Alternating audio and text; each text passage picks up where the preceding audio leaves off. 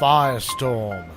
Brought to us by EA, the makers of, well, all the Battlefield games. And all the Battlefield games are to a certain point, completely enjoyable and playable. We're going to have a look through their latest offering in the Battle Royale genre and see how it stacks up against what is arguably the most established Battle Royale, PUBG. We'll do as many comparisons, well, comparison-like statements as I can. Let's get this thing started. I hope to see you at the end. Enjoy. Let's make this abundantly clear off the get-go. FIRESTORM is not PUBG. It really isn't. But if you're going to bring out a Battle Royale genre game now, this late into the piece, then it's going to get compared to what is conceived as the original. Although H1Z1 and King of the Hill and all that stuff, that's literally the origins of this. But PUBG was the first one to make it on a mega scale. So everything is going to get compared to it. And why not this one? They are apples and oranges, but they're in the same basket. So let's have a look at the guns. They each have a nice arrangement. I think PUBG has around about 35, 36 primaries and secondary weapons. Both games, have assault rifles, sniper rifles, pistols, SMGs. There's a crossbow in PUBG. But there are absolutely no attachments whatsoever in FIRESTORM. Some of the light machine guns have a bipod you can put on the ground, but as you're holding it in the air, as you can see here, if you aim down sight, it doesn't come up to the crosshairs at all. It just goes to hip fire, which is, I've got to be honest, pretty awful.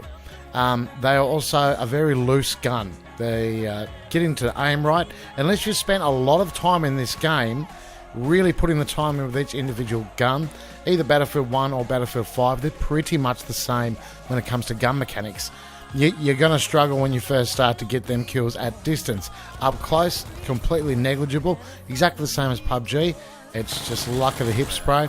But at distance, these guns do take a fair bit of time to really nail when you're holding down the trigger. Guns, though, it's chalk and cheese. Now, when the game starts, exactly the same as PUBG, you're in a plane. Well, there's a few planes scattered around. And although the view is amazing, that's pretty much where the good times stop. It's around about a 1 kilometre radius is what you've got to jump from. That's a safe zone, 1,000 metres to 1,100-ish. You don't have a lot of control when you're in the air. It's not like PUBG where you can literally nosedive into a position. Wherever you're going to have to spiral or just drop straight dead down when the parachute deploys. Now that in itself isn't too bad, but you do slow down a little bit. The thumbs up goes to PUBG here when it comes to deploying into an actual battle zone. Simply because you can go a massive distance. And even though the map's not so big in FIRESTORM, you really should be able to maneuver a lot easier than you actually can. Loot economy. Now this is an interesting one and really hard to weigh up because the two games are so different.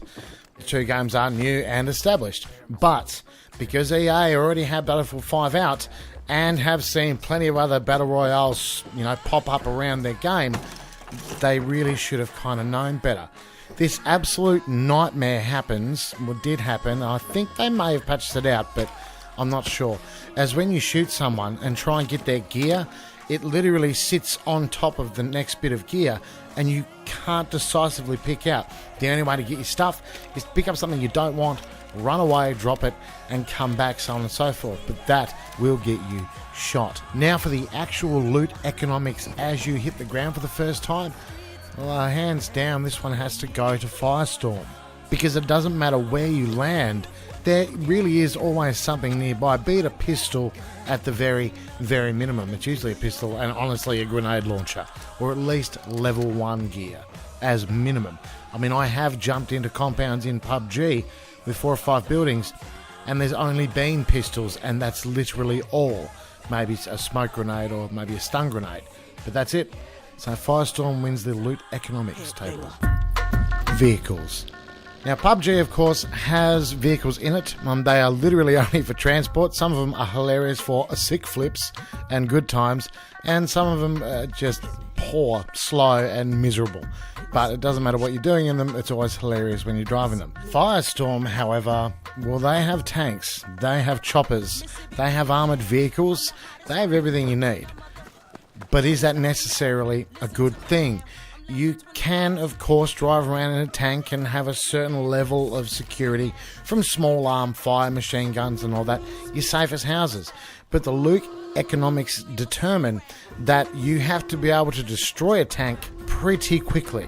Firestorm is very much set up so that it doesn't matter where you jump in a town, big or small, there is a really high chance that you're going to find something that's going to be able to battle these tanks, destroy them, if not at least disable them. They don't come with a lot of fuel, they don't last for long at all, but you can pick up, fuel canisters for them. The choppers, well, I think they're more just for shits and giggles and for dropping in somewhere.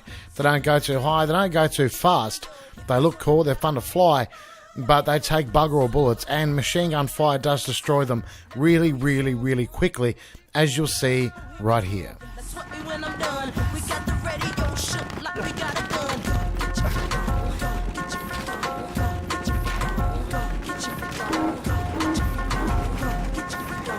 Now, I guess the downside is, if you've made it all the way to the last circle, and this is just in theory, and it's just you in a tank, if you don't have anything to take it out, you're just not going to win, because they will just either roll over you or just shoot you in the face. But the reality of it is, tanks usually don't last that long unless you aim hard to keep your tank alive that way. It's vehicles. I don't know. I feel very iffy about it. I don't think there should be war machines in battle royales unless everyone can get one instantly. That's my thought on that. Player access. Now, what I mean by this is, how hard is it to get a game in Firestorm and or PUBG? Let's start with PUBG. On average, you are looking at, from the time you press start to the time you get into the game, take the 60-second warm-up, you're looking at about 2 minutes, roughly. Sometimes you can press start and you're literally on the ground within about 40 seconds. It's pretty quick. You may not get the region you want or the first or third person that you choose, but you will get a game. It's quite a different story in EA's Firestorm. It is pretty rough, guys. The average time, averaged out between daytime and nighttime matches here in OC, or Australia, or however you want to say it, is about, the average is about 10 minutes. The quickest I've ever gotten to a game, that's from pressing go.